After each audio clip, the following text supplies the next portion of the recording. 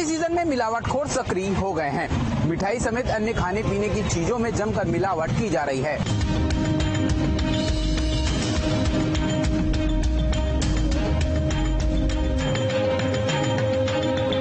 त्योहारी सीजन में मिलावटखोरी, मिठाई की आड़ में जहर परोस रहे चोरी चोरी। मिलावटखोरी पर नकेल कसने के लिए प्रशासन की छापेमारी। जी हां, त्योहारी सीजन में मिलावटखोरी का खेल जारी है। मिठाई के नाम पर लोगों को मीठा जहर परोसा जा रहा है। हालांकि प्रशासन ने भी मिलावट के खिलाफ मुहिम छेड़ रखी है।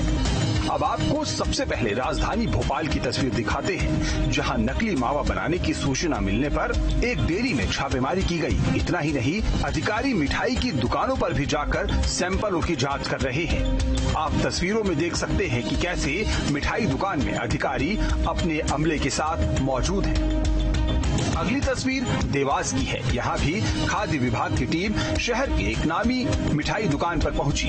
यहाँ टीम ने एक एक सैंपल को जांचा। कई सैंपल को सील बंद मुहर लगाकर उन्हें जांच के लिए भी भेजा गया।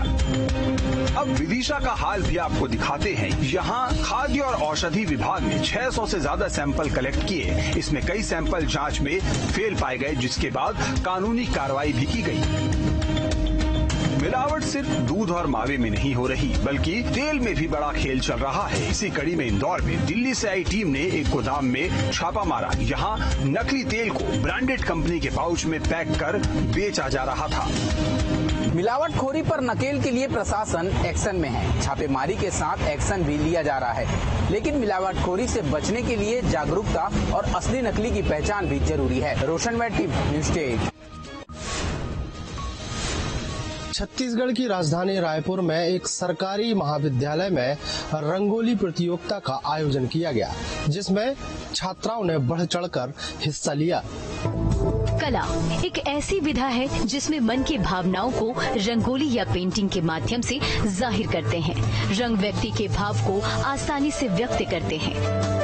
छत्तीसगढ़ के रायपुर स्थित शासकीय महिला महाविद्यालय में रंगोली पेंटिंग प्रतियोगिता का आयोजन किया गया, जिसमें अनेकों छात्राओं ने पार्टिसिपेट किया। रंगोली कार्यक्रम में छात्राओं की प्रतिभा साफ दिख रही है। यहाँ के शिक्षकों का कहना है कि ऐसी प्रतियोगिता से बच्चों के हुनर को निखारा जाता है। हमारे विभाग में बहुत सारे कॉम्पिटिशन्स रखे गए।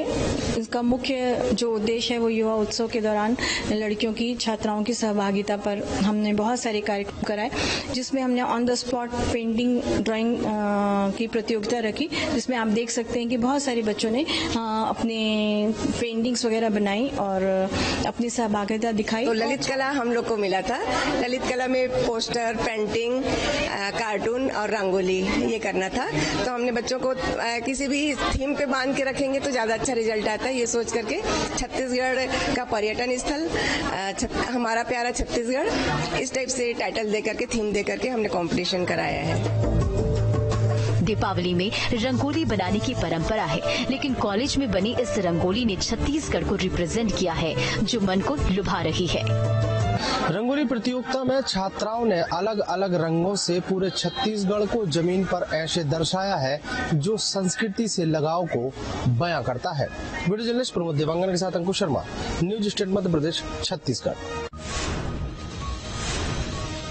दीपावली को लेकर बाजार सज चुके हैं और लोग त्योहार की खरीदारी में जुट गए हैं। दैनिक उपयोग के सामानों से लेकर सजावट के सामानों तक के लोग खरीदारी कर रहे हैं।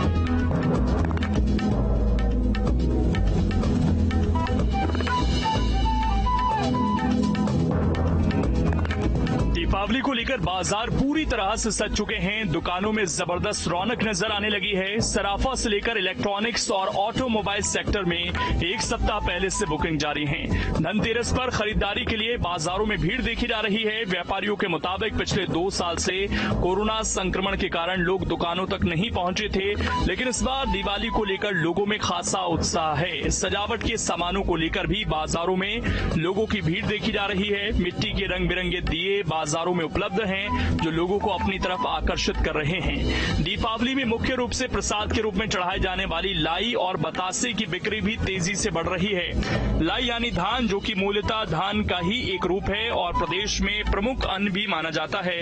आमतौर पर यह भी देखा गया है कि लक्ष्मी देवी को बेसन के लड्डू और भगवान गणेश को मोदक का प्रसाद चढ़ाया जाता है। मान्यता है कि दिवाली के पहले ही धान की फसल तैयार होती है, इस कारण लक्ष्मी को फसल के पहले भाग के रूप में लाई बताशे चढ़ाए जाते हैं।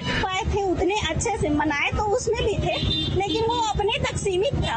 अभी एक दूसरे के घर आना जाना और मिठाइयाँ देना, उनके साथ संपर्क बनाना बहुत अच्छा लग रहा है, ताकि दिवाली के त्योहार को एक दूसरे के साथ बांटने में वो और भी अधिक उत्साह से और बहुत अच्छे से मनाया जाता है। दीपावली पर घर के मुख्य द्वार को सजाने के लिए अनेक सजावटी सामान के बीच छत्तीसगढ़ के धान की बाली से बनी झालर भी खूब पसंद की जा रही है। पूजा में धान का महत्व होने के चलते इसे लोग पूजन सामग्री के साथ खरीद रहे हैं। कई लोग अपने घर के मुख्य द्वार को सजाने के लिए भी धान की बाली की झालर खरीद रहे हैं। द्वार पर धान की बाली लगाने से घर हमेशा धन धान्य भरे रहने की मान्यता है। माँ लक्ष्मी की पूजा में फल मिठाई के साथ धान रखना शुभदायी माना जाता है और यही वजह है कि गाँव-गाँव में इस मौके पर हर घर में धान की बाली द्वार पर सजाने की परंपरा है। ये धान का बाली है, इसको सजावट के रूप में पूजा करके घर में लगाया जाता है और इसको हम लोग मतलब दीपावली में पूजा करते हैं। इसे मार्केट में लेने आए हैं और इसको मतलब एकदम यूनिक लगा ना मार्केट में, इसलिए। ये धान का बाली है, इसको हम ले जाके लक्ष्मी जी का पूजा करते हैं और फिर सजावट के रूप में रखते हैं और दरवाजे पे रख कर उसको टांग देते हैं। फिर उसके बाद वो चिड़िया खाती है, ये सब काम आता है। धान का कटोरा माने जाने वाले छत्तीसगढ़ के ग्रामीण इलाकों में दीपावली के मौके पर चिराई चुगनी टांगने की परंपरा चली आ रही है। जब धान पककर तैयार हो जाता है तो धान काटने के बाद बालियों का झूमर बनाकर द्वार पर लगाया जाता है ताकि पक्षी भी दाना चुग सकें। जहां एक ओर लोगों में त्योहार को लेकर उत्साह है, वहीं बाजार में उपलब्ध सजावट के सामान लोगों का ध्यान आकर्षित कर रहे हैं। Mahesh Chandak, news state, Madhya Pradesh, Chhattisgarh. कहते हैं हुनर कभी किसी भी परिस्थिति का मोहताज नहीं होता है। ये बात हम उन बच्चों के लिए कर रहे हैं जो अपना दैनिक काम भी बामुश्किल कर पा रहे हैं, लेकिन इनका हुनर सबको हैरान कर रहा है।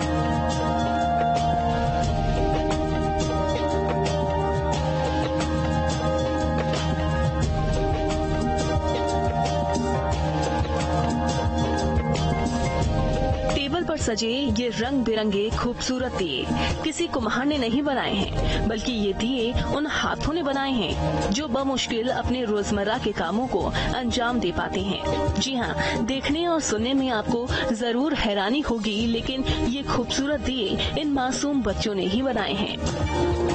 साफ है, ईश्वर ने सभी इंसानों को एक समान बनाया है, लेकिन भाग्य, परिश्रम और योग्यता की वजह से सभी इंसानों की स्थिति भी अलग अलग होती है। लेकिन फिर भी हमें इन बच्चों से किसी भी तरह का भेदभाव नहीं करना चाहिए और जितना मुमकिन हो इनकी मदद करनी चाहिए। ये खूबसूरत दिए बच्चों की मेहनत की गवाही दे रहे हैं। बच्चों के चेहरों पर दिख रही ये मुस्कान साफ कहती है कि उन्हें ये काम करने में कितनी खुशी मिलती है। Yogesh Kumar, team news state. Morena जिले में गुरुवार की सुबह हुए एक दर्दनाक हादसे में एक ही परिवार के 4 लोगों की मौत हो गई। धमाका इतना जबरदस्त था कि आसपास के मकान भी इसकी चपेट में आ गए।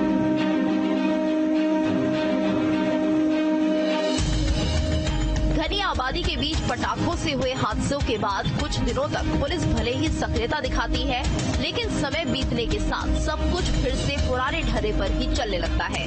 शहर समेत जिले के कई इलाकों में भले ही पटाखा विस्फोट की कई घटनाएं हुई हैं, लेकिन कभी भी किसी घटना से सबक लेने की कोशिश नहीं की गई। नतीजा आज हम सभी के सामने है। मुरैना में हुए पटाखा विस्फोट में 4 लोगों की जान चली गई, कई लोग गंभीर रूप से घायल हुए हैं। जानकारी के मुताबिक पुलिस को पिछले साल भी जानकारी मिली थी कि इस घर में अवैध तरीके से पटाखे बनाए जा रहे हैं, लेकिन पुलिस ने उस वक्त भी सूचना पर कोई सख्त कार्रवाई नहीं की। शायद वक्त रहते अगर पुलिस ने कार्रवाई की होती तो शायद ये दर्दनाक हादसा नहीं हुआ होता। जिले के एडीएम सीएम नरोत्तम भार्गव की जानकारी के मुताबिक घर में बाहर से लाए गए पटाखों का स्टॉक रखा गया था। पटाखों की पैकिंग चल रही थी। कुछ लोग बारूद से पटाखे बना भी रहे थे। इसी दौरान विस्फोट हुआ। कितने लोगों की पुष्टि हुई? अभी घायल कितने मृतक? 4 डेड बॉडी हैं। 4 की डेथ हुई अभी तक जो दबे हैं उनमें से 6 इंजर्ड हॉस्पिटलाइज। ये देखने में आया कि इस मामले में और भी कई ऐसी जगह हैं जहाँ पटाखे मिले हैं। पटाखे के सामान जैसे अभी हमने इसके पास ही एक जगह और सर्चिंग की तो वहाँ थोड़ी मात्रा में दुकानदार बेचने के लिए रख लेते हैं, जो कि जिन्होंने रजिस्ट्रेशन नहीं कराया है, जो लाइसेंस ही नहीं है, या शादी ब्याह के समय लोग थोड़ी मात्रा में बनाते हैं। ये अभी प्राथमिक स्तर पर सूचना मिली है तो आगाह भी कर रहे हैं और जहाँ अभी सर्चिंग में मिला है वहाँ कार्रवाई भी उन पर FIR करा। हादसे के बाद गृह मंत्री डॉक्टर नरोत्तम मिश्रा ने पूरे प्रदेश में बारूद के अवैध भंडारण को रोकने के लिए अलर्ट जारी किया है। इस मामले में संबंधित थाना प्रभारी सहित 4 लोगों को निलंबित किया गया है।